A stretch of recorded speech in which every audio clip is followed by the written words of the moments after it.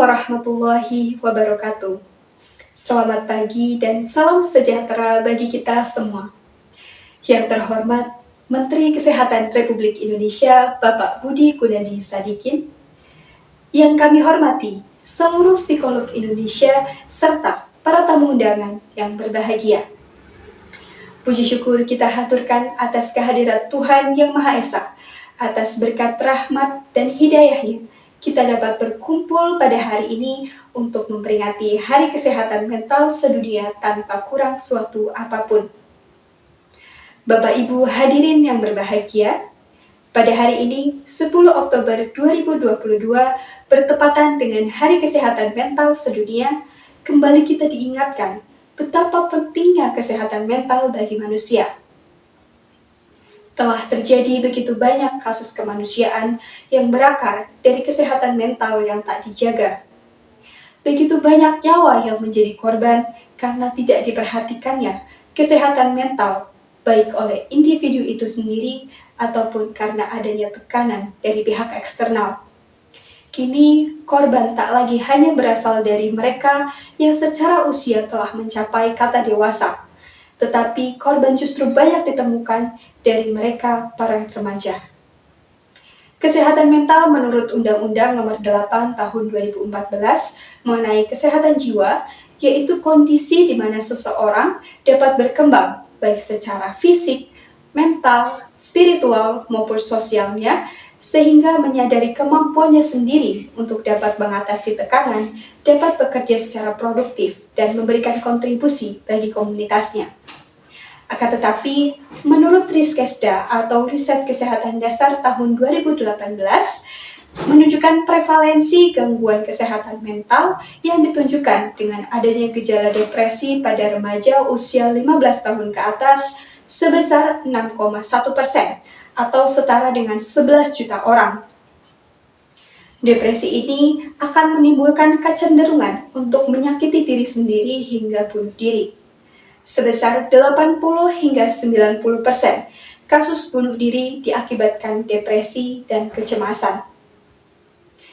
Menurut sosiologi, sebesar 4,2% siswa sekolah di Indonesia pernah berpikiran untuk bunuh diri.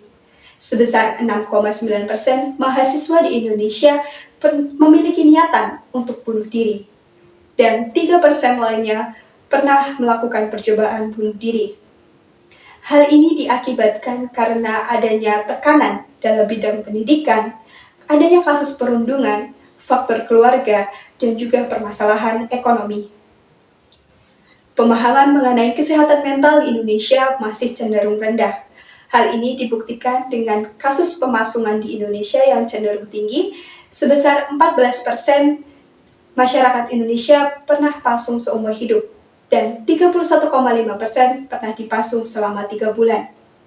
Selain itu, 91% masyarakat Indonesia yang mengalami gangguan jiwa tidak tertangani dengan baik, dan hanya 9% yang tertangani dengan baik. Sebagai psikolog, kita memiliki peran dan tugas besar untuk menangani kasus kesehatan mental di Indonesia. Terlebih, adanya kasus COVID-19 ini membuat kesehatan mental masyarakat Indonesia semakin terganggu. Setiap tahunnya, Indonesia meluluskan ribuan psikolog baru yang akan menjadi garda terdepan dalam menangani kasus kesehatan mental. Dan kini tercatat adanya 11.500 psikolog dalam Himpunan Psikologi Indonesia. Kita nantinya akan dimintai pertanggungjawaban mengenai tugas dan peran kita, apakah mampu membawa Indonesia dalam mengatasi penurunan kasus kesehatan mental atau tidak. Oleh karena itu, saya selaku Ketua Himpunan Psikologi Indonesia mengharapkan kepada para psikolog di Indonesia untuk lebih luas memandang dan bekerja dengan lebih optimal, karena masih banyak yang memerlukan ilmu dan kompetensi kita. Bukan lagi tentang berapa besar rupiah yang kita dapatkan, tetapi bagaimana cara kita untuk membahagiakan orang lain, sehingga mereka merasa bahwa diri mereka itu berharga dan mampu mengatasi masalahnya.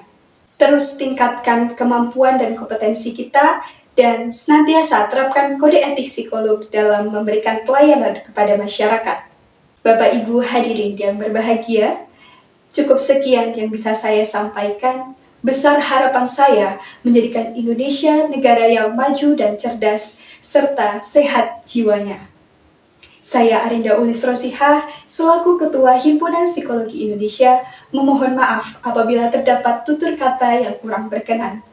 Terima kasih. Wassalamualaikum warahmatullahi wabarakatuh.